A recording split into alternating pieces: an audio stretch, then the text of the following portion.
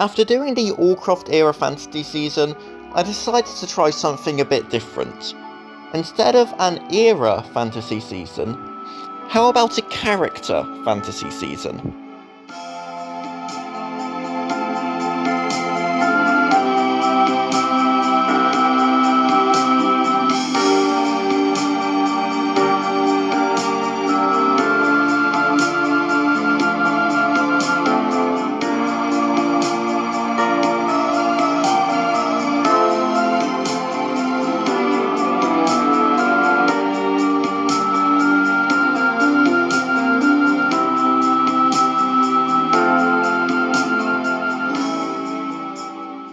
For this perfect season video, I'm going to be looking purely at episodes where Thomas is a main character.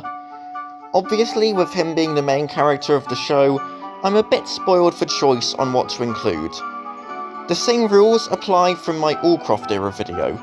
The episode can go in any episode slot I pick, and every part of a multi-part story has to be included.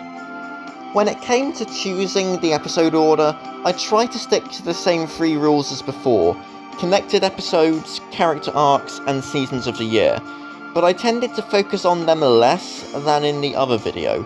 The only one I put a great deal of thought into was seasons of the year. I tried to follow the same structure with it, taking place over the course of 2-ish years. And again, it should go without saying that everything here is just my opinion. None of this is fact. So, let's get into my Thomas fantasy season. Episode 1, Thomas and Gordon.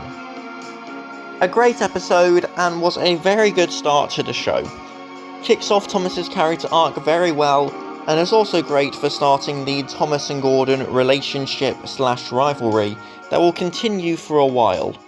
Very happy to have it as my season opener. Episode 2, The Runaway. One of the better Christopher stories in my opinion.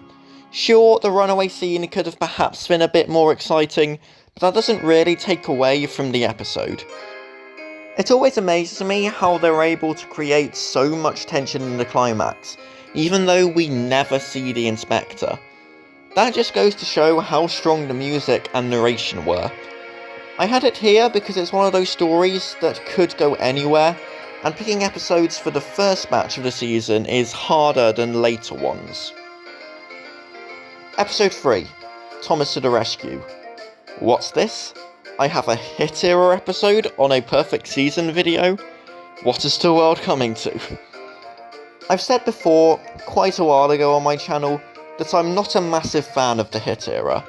Don't get me wrong, it's still way better than the Miller and Brother eras, but overall, I see them as having more bad than good in them.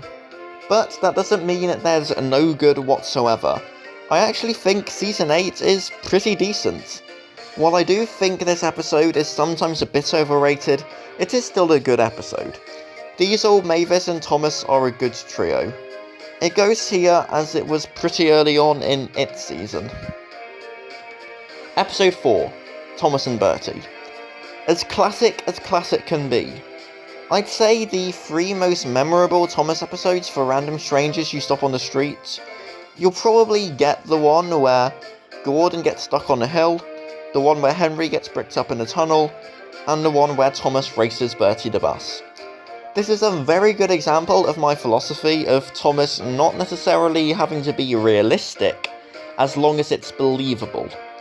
A bus and an engine racing isn't realistic at all, but is definitely believable, and the things that slow them down are realistic. All this coming from Audrey himself. An early episode as, again, it could pretty much go anywhere. Episode 5, Thomas and Stepney. This episode is made by its visuals.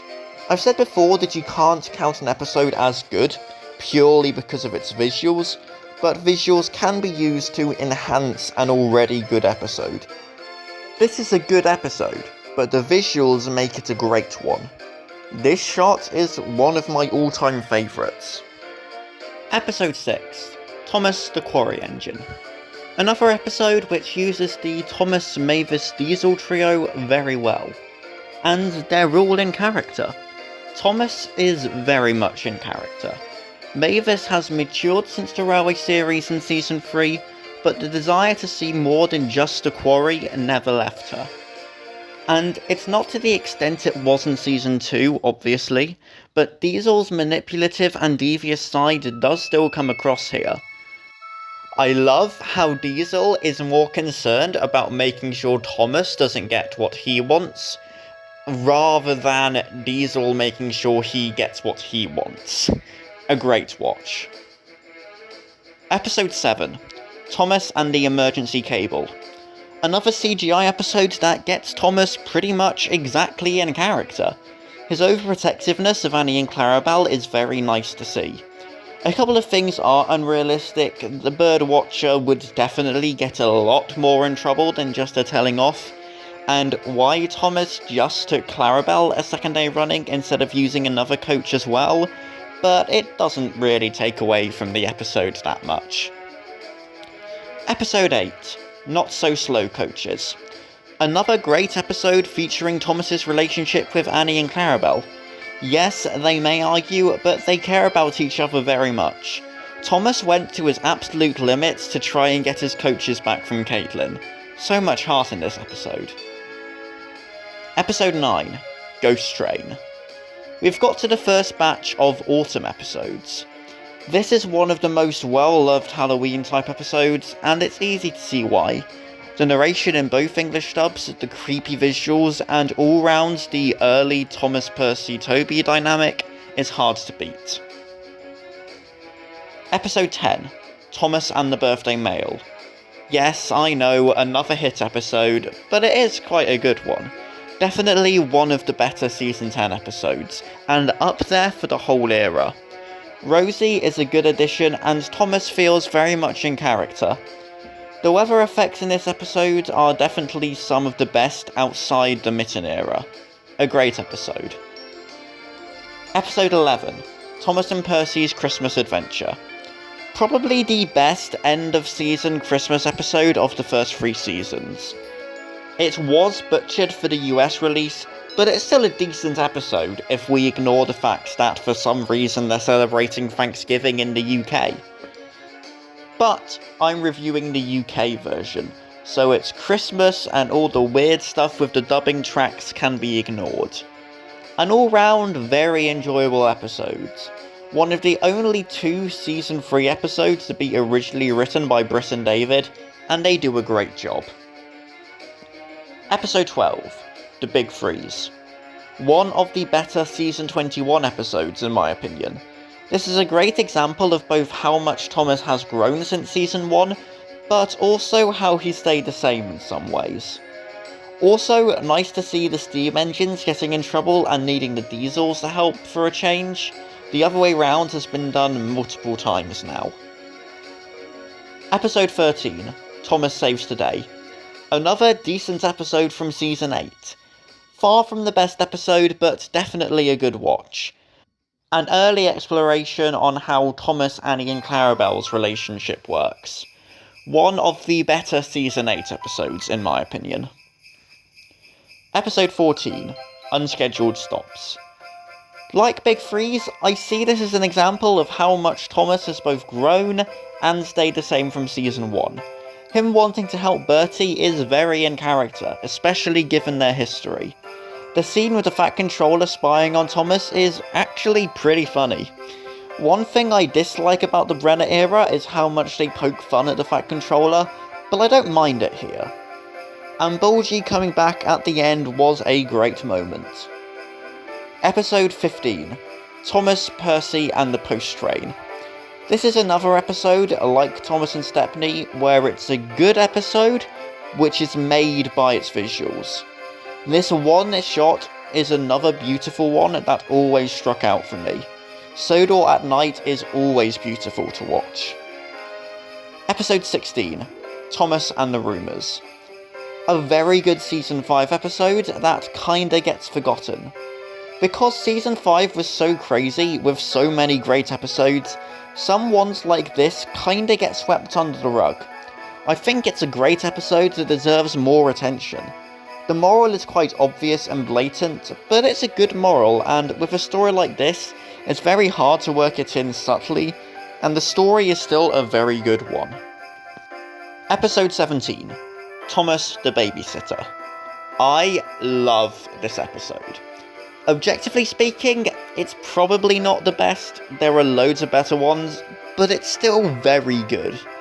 Thomas, Annie and Clarabelle giving up their break to help a tired mother and her baby is another sign of just how far he's grown as a character. This episode just gives you a warm, fuzzy feeling inside, and you can't help but smile when watching it. Episode 18, Thomas the Jet Engine. I think my saying of unrealistic but not unbelievable especially applies to this episode. If you sit down and think about it, yes, it is unrealistic. But just watching it, it definitely feels like these things could happen. The scenes with Thomas passing by Bertie and Gordon are both hilarious. The narration from Angelus is top quality. Easily the best episode from the Ghislaine era. Episode 19, Cranky Bugs. I kinda count this as the start of the second autumn. It's not particularly autumny, but there is a storm, so I count it. A very good episode, introducing one of the best non-Audrey characters, and it actually features a scene where the Fat Controller apologises to engines he wrongly blamed. Episode 20, The Fogman. One of those episodes that I love a lot more than the sum of its parts. Objectively, not the best episode, but one I can't help but love nonetheless. Episode 21, Halloween. Another one of the better Halloween-y type episodes, this one actually coming from the hit era. A very memorable one, and a great watch, even if they do reduce Ari and Bert's characters to simple bullies even further. Quite a funny climax as well, which is rare for a spooky episode, especially one that's done well. Episode 22, It's Only Snow. This is an episode I've talked about on my channel before. As just an episode on its own, it would already be a pretty high one, but then add on to that how refreshing it is compared to the rest of the show. Way too often, there are episodes where Thomas doesn't want to wear his snowplow, so he doesn't, and gets into trouble because of it. It's an overused concept, and most of the time the episodes aren't even that great. This breaks the trend, because it's an episode where Thomas, through no fault of his own, can't wear his snowplow, as it's broken, and has to battle through anyway.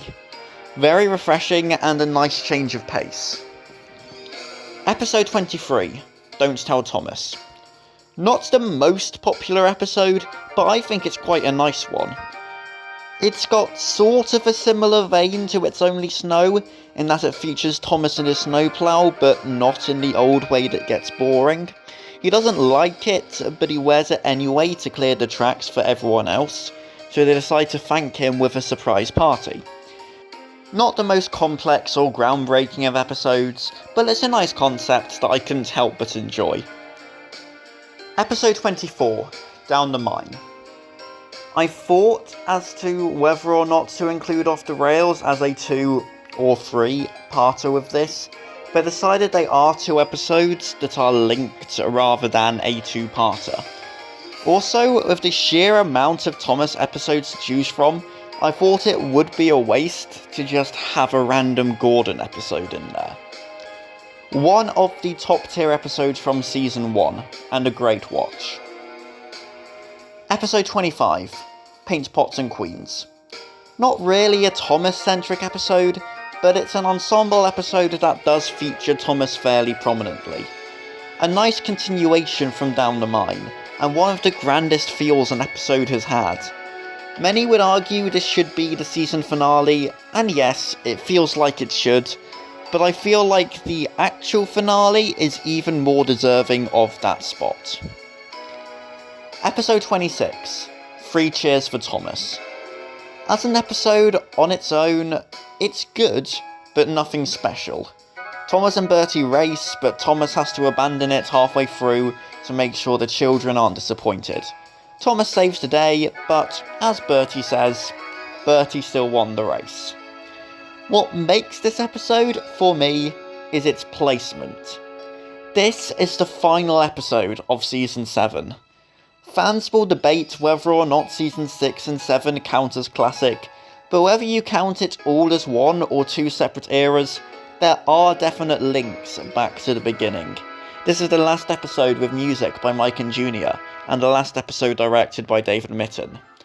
And with all that in mind, it makes this episode so bittersweet. It's a summary of what made Classic Thomas so great. A small, simple story, but done so well. They throw a callback to Thomas and Bertie, one of the most classic episodes there is. As an episode, good. As a tribute to Mitton, Mike, Jr. and all of Classic Thomas, it's breathtaking. So, that was my Thomas character season. The honourable mentions for this episode, which nearly made it onto here, were Scaredy Engines and Hector the Horrid. Both good episodes in their own right, but not good enough to displace any of the first 26. I hope you all enjoyed this video. If you did, please leave a like and subscribe to the channel if you haven't already, and comment down below what you agreed with me on, what you disagreed with me on, and what your favourite Thomas episodes are. But that's all for today. I will see you tomorrow.